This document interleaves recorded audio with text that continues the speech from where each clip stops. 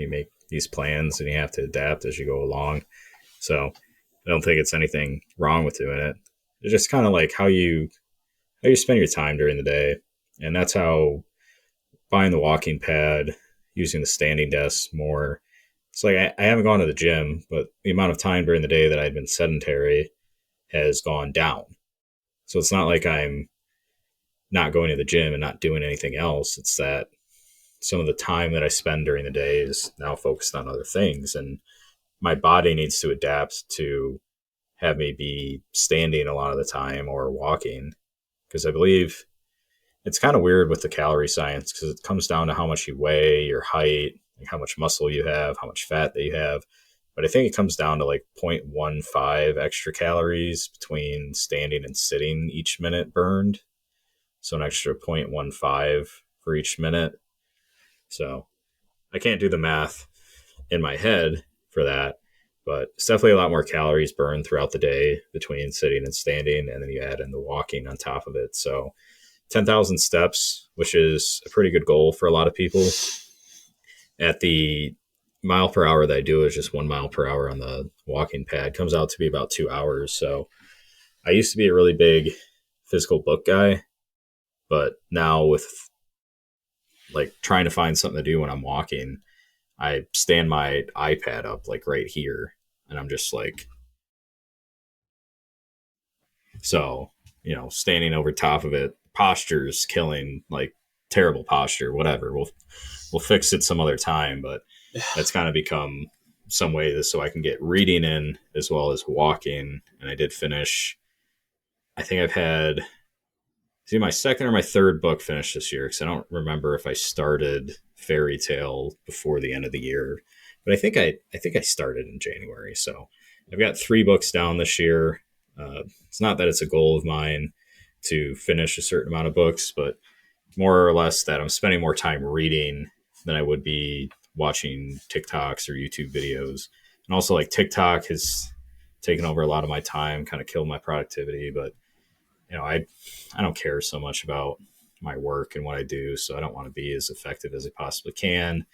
But then therein lies the problem of like dress for the job you want, not the job that you have. And I think that kind of plays into your demeanor at work and how efficient and how much work you want to actually get done instead of just being kind of lazy and letting things slip through the cracks. Like I think I need to continue to be more detail oriented, but kind of similar to how we had said before with your defense mechanisms or what you learned growing up can actually be more detrimental as you get older, and starting to realize like I'm not as trustworthy as a person when it comes to doing things like planning events or whatnot. Like I turn 30 in May and like I am planning my own birthday party.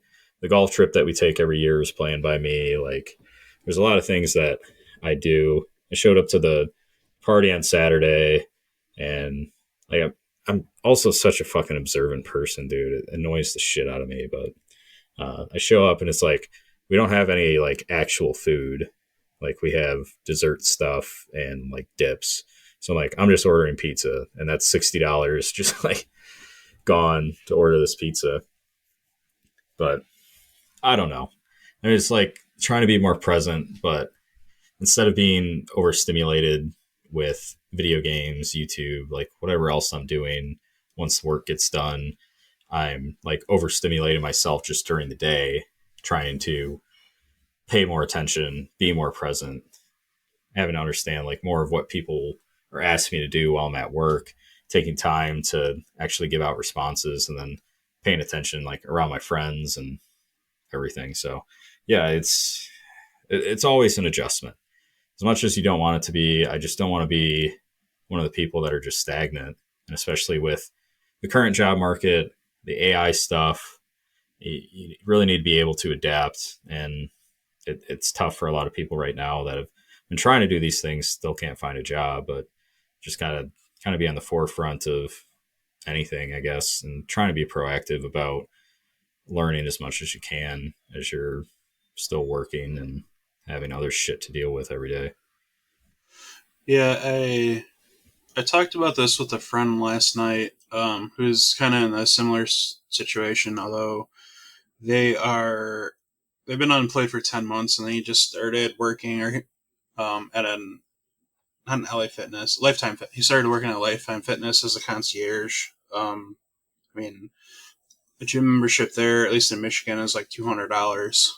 So he gets that for free, and he's making like $20 an hour. But um, he's been employed for 10 months, and his biggest issue was trying to just get out of his own way. He said he experienced heavy amounts of anxiety. Just going through depression, and he didn't really spend as much time uh, he felt as like putting in to like learning and like leveling up your skills.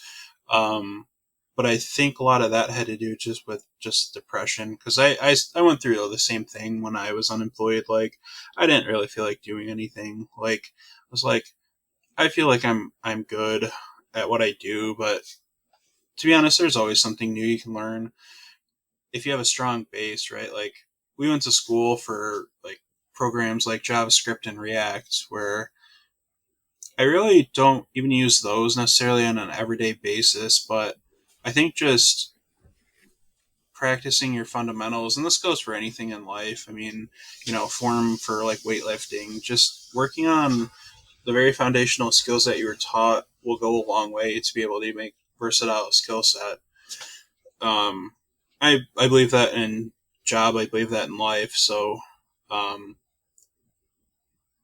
and it also kind of helps you, like you were talking about earlier, was working both sides of your brain, whether it's painting and then coding or whatever. Like working a spreadsheet and then trying to get your second coat on of that gloss or semi gloss. So I think for him, getting back to my friend, I think like him having a job where he's got to be social, he's kind of got to get used to that again, because he's been mostly like a cat dad for the last 10 months.